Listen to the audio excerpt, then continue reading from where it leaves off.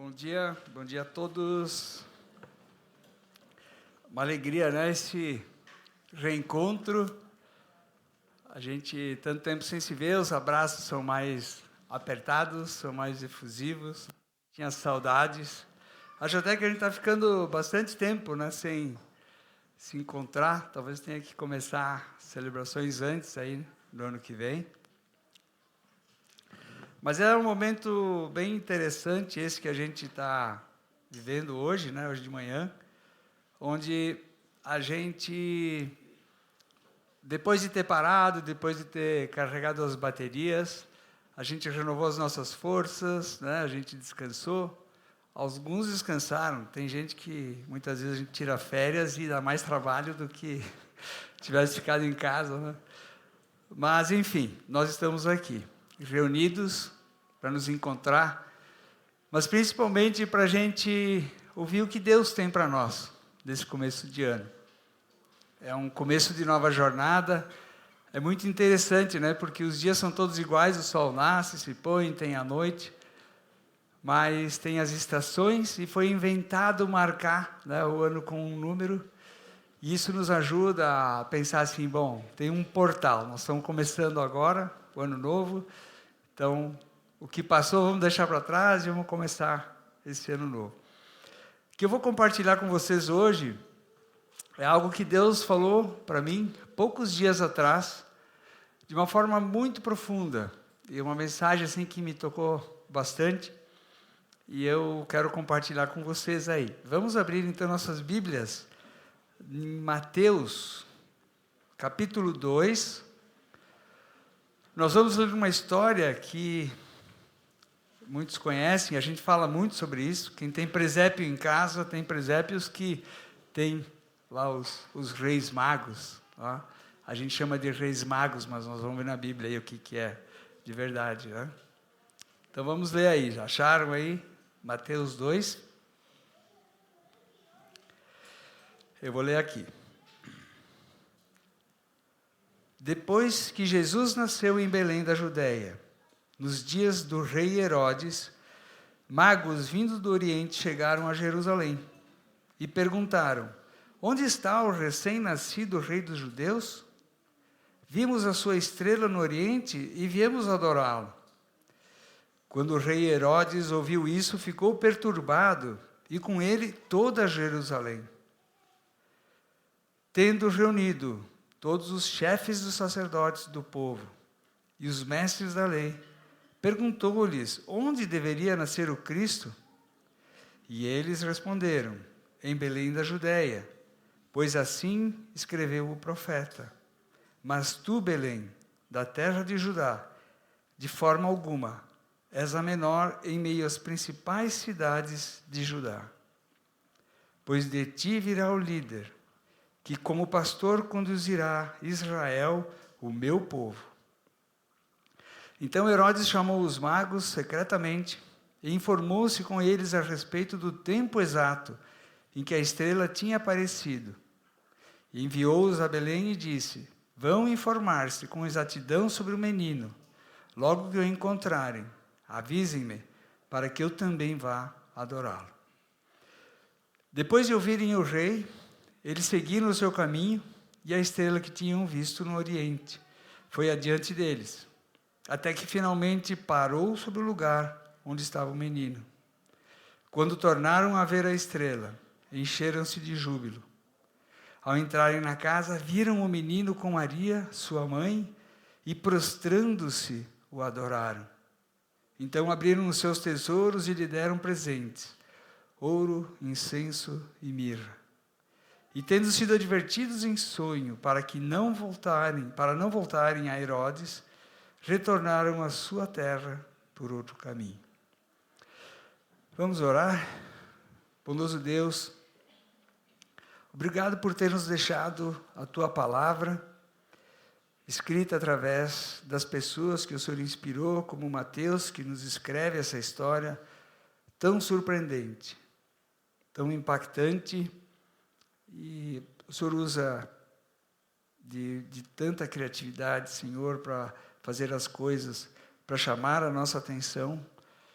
e textos que muitas vezes nós passamos desapercebidos. Em alguns momentos, o Senhor coloca o Espírito Santo para revelar para a gente, Senhor, coisas tão importantes como essa passagem. Senhor Deus, eu te peço que aquilo que o Senhor revelou ao meu coração, o impacto que o Senhor trouxe a mim, possa ser também aqui nesta manhã, ser colocado no coração de muitas pessoas, Pai, e que o Teu Espírito esteja falando a todos aqui, a todos nós, Pai. É o meu pedido, em nome de Jesus. Amém. Eu não sei, vocês, Farroupilha, não sei se tem terno de reis, né? Eu pelo menos não conheci, mas em Carlos Barbosa tem 10 ternos de reis. E as pessoas se vestem, né? No dia 4, no 4 para 5, tem terno de reis em Farroupilha, você já ouviu falar? Não.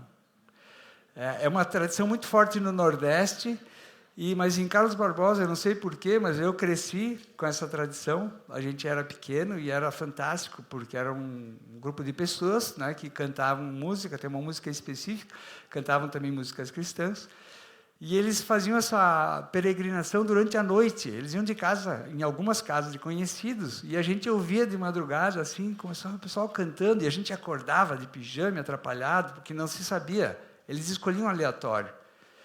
E entravam na casa, tá? E aí as pessoas serviam coisas, tal. E era uma tradição da cidade, tem até hoje. Domingo passado, por exemplo, que era o dia 4, que é a véspera, se apresentaram na praça 6 ternos de rei. Então, é uma tradição.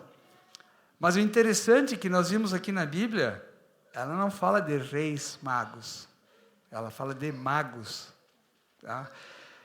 E a história nos diz que eles eram sábios, que eles não eram reis, mas eles eram magos, porque eles eram considerados magos, porque eles eram sábios. Era uma casta de gente que prestava atenção com muita profundidade nos fenômenos naturais, nas informações que haviam, tudo que acontecia, e se reuniam, e eram muito inteligentes, e eles queriam saber sempre mais a respeito de tudo.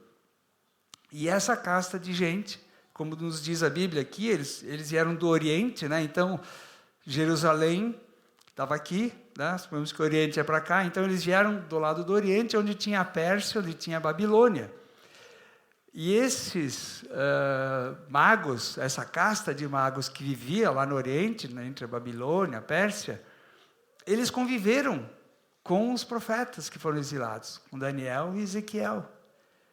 E eles ouviam falar do Messias, do rei que iria nascer, o novo rei, que era muito esperado. E como eles prestavam atenção em tudo, eles marcaram isso, e eles iam falando para as pessoas. Portanto, isso que com centenas de anos depois, eles sabiam disso.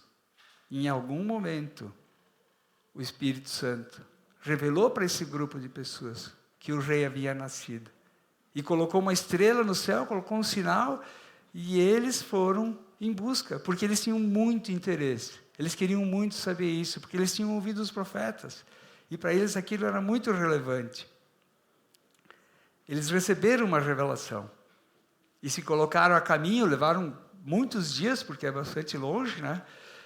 E aí eles chegam em Jerusalém, né? E o que eles encontram em Jerusalém? O contrário do que eles haviam imaginado. Eles pensavam assim, bom, nós vamos para Jerusalém, que é a sede dos judeus, certamente lá vai ter festa, vai ter comilança, vai ter alegria, porque nasceu o rei, eles devem estar comemorando, devem estar muito alegres. Mas foi o contrário. Eles encontram lá uma cidade meio atrapalhada, eles encontram um rei conturbado e apreensivo, né? Porque a Bíblia vai nos falar isso. E Herodes, né, que recebe eles, foi um dos piores reis da história. Herodes foi sanguinário. Herodes, ele tinha sido muito eficiente em conquistar a posição de rei, mas ele conquistou isso com muita força, muito custo, e ele não queria perder isso por nada. Tanto que ele chegou a matar a própria esposa, porque se sentiu ameaçado de perder o reino. Matou inclusive os filhos dele, porque se sentia ameaçado de perder o reino. Tão violento e invejoso que ele era. Mas também ele era considerado um rei de sucesso. Ele era muito bem sucedido porque ele cuidava muito bem de tudo, ele tinha tudo muito organizado. E por isso ele conquistou a confiança dos romanos, né? Então ele era um rei bem sucedido. Mas ele não queria perder o reino por nada. Por isso, a notícia dos magos deixou Herodes muito conturbado, muito ameaçado. Vamos ler aqui os versículos 13 e 4, né? Quando o rei Herodes ouviu isso, ficou perturbado, e com ele toda Jerusalém. Então veja, para mim essa passagem só falava dos magos e Herodes, mas toda Jerusalém, porque essa notícia se espalhou. Então, olha só, Herodes, né, tendo reunido todos os chefes dos sacerdotes do povo e os mestres da lei, perguntou-lhes onde deveria nascer o Cristo. Tá? E eles depois vão responder aqui, ó, os mestres da lei, sacerdotes, vão dizer, em Belém, da Judéia, pois assim escreveu o profeta. O profeta é Miqueias. Quem quiser ler depois, Miqueias 5:2, foi profetizado centenas de anos antes. Mas tu, Belém, da terra de Judá, de forma alguma és a menor em meio às principais cidades de Judá, pois de ti virá o líder, que como pastor conduzirá a Israel, o meu povo. Pessoal, aqui tem um paralelo muito incrível. Vejam só, os chefes dos sacerdotes, os mestres da lei, o povo de Jerusalém ouviu falar disso. Ouviu falar que tinham magos procurando o rei que nasceu, o rei dos judeus, mas eles não estavam interessados. Interessante que eles sabiam que o Messias iria nascer em Belém. E aí tem essa informação, mas eles não vão atrás. E aí Herodes passa a informação para os magos, né? E o que acontece? Os magos seguem direto em direção a Belém. Mas a Bíblia não nos diz o que os chefes dos sacerdotes, o que os mestres da lei, o que o povo judeu fez com essa informação. Provavelmente eles não estavam interessados. Não foram nem conferir, por curiosidade, poderiam ter pensado, vamos até lá dar uma olhada, ver o que tem, né? Mas os magos foram. Os magos andaram na direção de Belém. E sabem por quê? Porque os magos, eles tinham um coração que estava buscando de verdade. Os magos queriam conhecer o Messias. Já os mestres da lei, os chefes dos sacerdotes, eles estavam mais interessados com o poder. Herodes estava mais interessado com o poder. Mas tudo bem, Herodes vamos deixar de lado. Mas os mestres da lei, os chefes dos sacerdotes, eles estavam preocupados com a situação política deles, com o poder, eles não se interessaram. Mas os magos, que eram os estrangeiros, foram em busca do Messias. Os magos estavam ávidos para conhecer esse rei. E aqui, claro, né, que se nós fizermos uma pergunta, com quem mais nós nos parecemos nessa história, é óbvio que a gente vai dizer que nós somos os magos. Né? Nós não vamos nos comparar com... Óbvio que a gente não vai se comparar com Herodes, lógico, né? Muito menos com os mestres da lei. Mas é interessante, tá? Se nós refletirmos um pouco dentro de nós, nós vamos ver que todos temos um pouco de ambição de poder, de ambição de sermos admirados, que eram o que essas pessoas que eu citei faziam. Nós temos ambição de termos notoriedade. Isso é uma coisa do ser humano. Fazer o quê? A gente nasceu com isso, né? Mas a gente tem que pensar o que nós vamos fazer com isso. Se a gente olhar para dentro de nós, antes da gente conhecer Jesus, né, a gente também era mais obcecado por sucesso, a gente saía correndo atrás. Sucesso a qualquer custo, a gente era capaz de fazer algumas coisas que hoje a gente não faz. Né? Mas um dia a gente conheceu Jesus, e aí nós começamos a ter a nossa vida transformada, e aí nós declaramos, Jesus, Tu és o Senhor da minha vida. Nós passamos a tentar seguir, nos esforçar para aceitar o senhorio de Jesus sobre nós. Só que o tempo começa a passar, né? A gente não vê Jesus pessoalmente, ele não aparece na televisão, né? Não vem aí dar uma mensagem, e a gente vai se sentindo, mas tem o meu vizinho aqui fazendo sucesso, né? Mas eu queria ser que nem ele. E a gente sutilmente vai se deixando levar pela pressão do sucesso do mundo. E a gente vai se enganando um pouco. Ó. Tanto que eu acho que muitos de nós, já fiz essa reflexão também, se alguém dissesse assim, Jesus vai voltar, Jesus está voltando, talvez a gente dissesse, espera um pouco, né? Deixa eu ser promovido, né? Eu vou ser promovido a semana que vem, deixa eu casar, deixa eu ter mais um filho, deixa eu comprar a casa dos meus sonhos, muitas coisas assim, que são coisas boas, são coisas muito boas. O problema não são as coisas, são a forma como nós as perseguimos. Que lugar que elas ocupam no nosso coração. Sabe por quê? Porque todos nós temos um trono dentro de nós. E nós queremos ocupar esse trono. Assim como essas pessoas que a Bíblia cita, nós queremos ser os reis absolutos das nossas vidas. Nós temos dificuldade de aceitar que a gente precisa mudar. E essa é a condição para que a gente possa se aproximar mais de Jesus. Para que a gente possa ter o coração transformado. Por isso nós precisamos nos esforçar muito para ter o mesmo interesse que os magos tiveram de buscar Jesus. Eles caminharam sei lá quantos dias, dormiram no templo, né? Não hesitaram em ir atrás, né? de conhecer Jesus, de contemplar Jesus. Nós temos que ter essa consciência que Jesus é o nosso Rei. Nós cantamos isso, né? Recebe a honra. Foi o Vicente que escolheu, nem fui eu. Jesus, nosso Rei. Ele é exaltado. O Rei é exaltado. Nós cantamos isso, mas eu creio que essa mensagem, né, que me veio foi uma coisa que veio me chamar a atenção. Né? Márcio, tu canta isso sempre, mas será que Jesus é realmente o teu Rei? Jesus já veio, falou tudo isso para nós, e Ele vai voltar. E aí, nós temos que nos perguntar, será que Jesus é o nosso Rei? Ou Ele representa uma ameaça para nós? Como foi para os mestres da lei, para os chefes dos sacerdotes? Essa história incrível que a gente acabou de ler, ela nos intima a refletir qual é o reino que nós temos escolhido viver. Qual é a decisão do nosso coração? Essa é uma reflexão muito importante para a gente. Mas o que é buscar a Deus, então, de todo o nosso coração? A gente faz essa pergunta, né?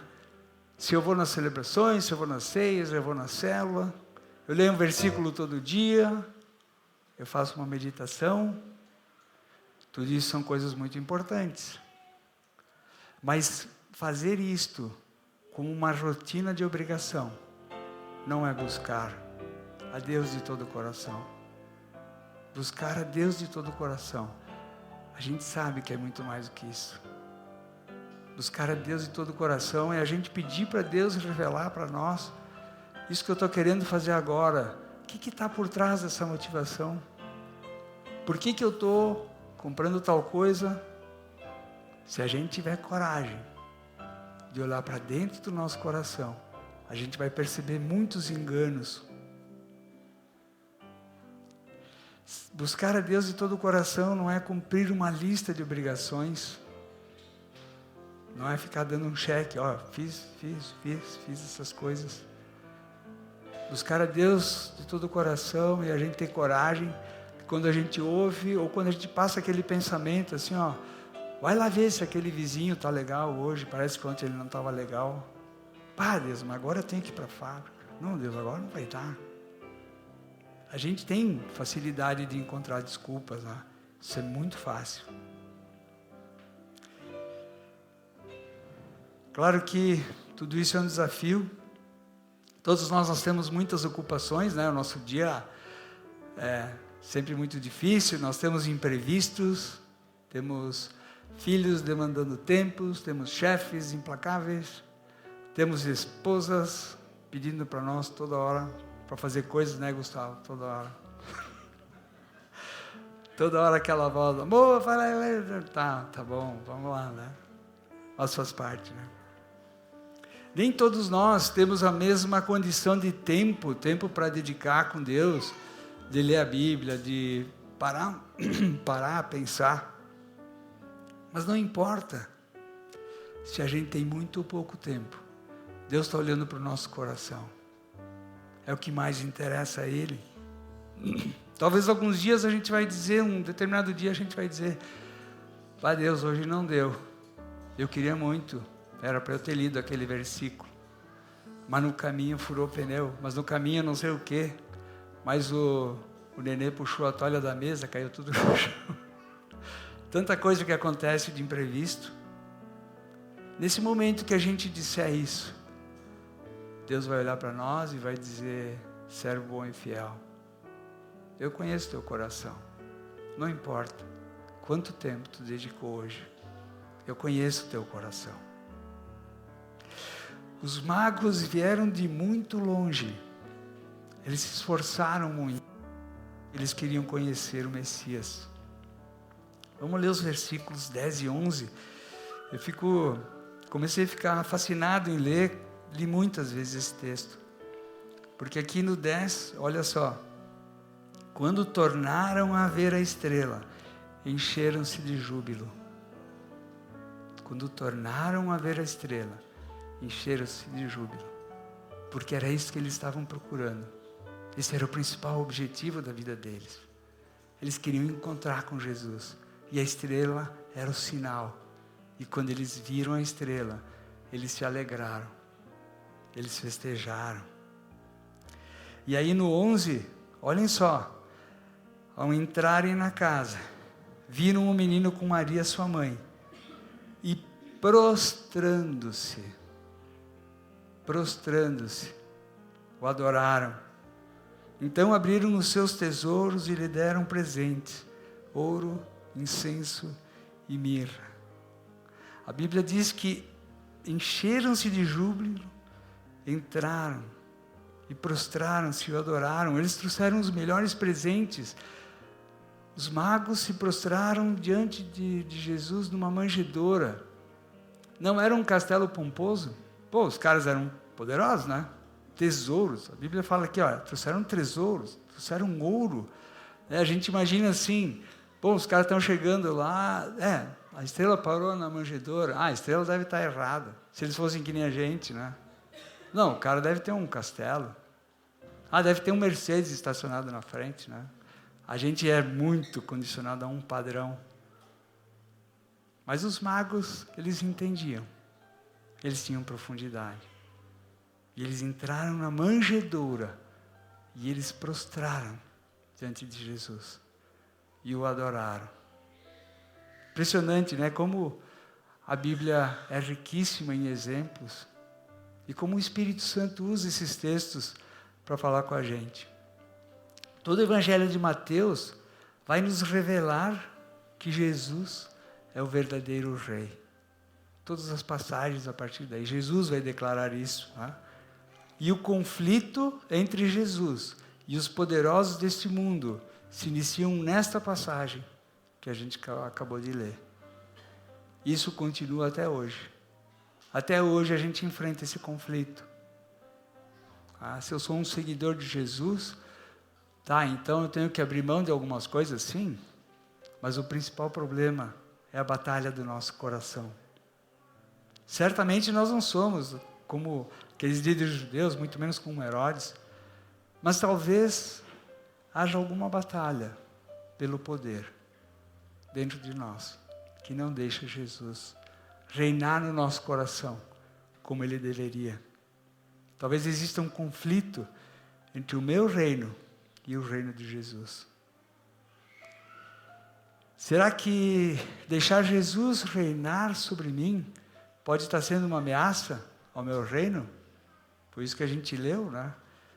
E essa é uma reflexão que eu convido todos vocês a fazerem comigo. Sei que não está sendo uma mensagem muito sutil, né? É uma mensagem mais profunda, de a gente se coloca de uma forma muito séria, né, diante desse fato. Mas foi isso que me desafiou e eu achei que devia compartilhar isso com vocês. Então, eu espero que Deus nos ajude a identificar os pequenos tronos que o mundo tem nos influenciado a ter dentro de nós. E que tenhamos a coragem de submeter os nossos planos, os nossos anseios, o nosso coração a Jesus para ouvir a sua vontade sobre nós. Amados, Deus não está procurando mais reis. Ele não quer mais reis. Ele já estabeleceu o rei. Ele estabeleceu um rei. Ele estabeleceu o nosso rei Jesus, que Ele nos deu. Que juntos a gente possa aceitar o senhorio desse rei. E que a gente possa ser a luz que brilha na escuridão. A luz que brilha nas trevas. A cidade sobre o monte. E que o mundo possa ver o Rei Jesus reinando nas nossas vidas. E que possa se admirar, assim como nós nos admiramos hoje dos magos. Que o mundo possa nos ver e se admirar também de cada um de nós. Nós vamos fazer a ceia agora, um pouco diferente, a que nós falamos até agora sobre o rei. Nós vamos, na presença deste rei, nós vamos tomar a ceia e vamos refletir por um momento nessa pergunta: Jesus tem sido realmente o meu rei? Vamos baixar nossas cabeças, vamos pensar por um minuto. Jesus tem sido realmente o rei da minha vida? Eu tenho tido coragem de abrir mão de algumas coisas para me submeter aos mandamentos e aos ensinos de Jesus?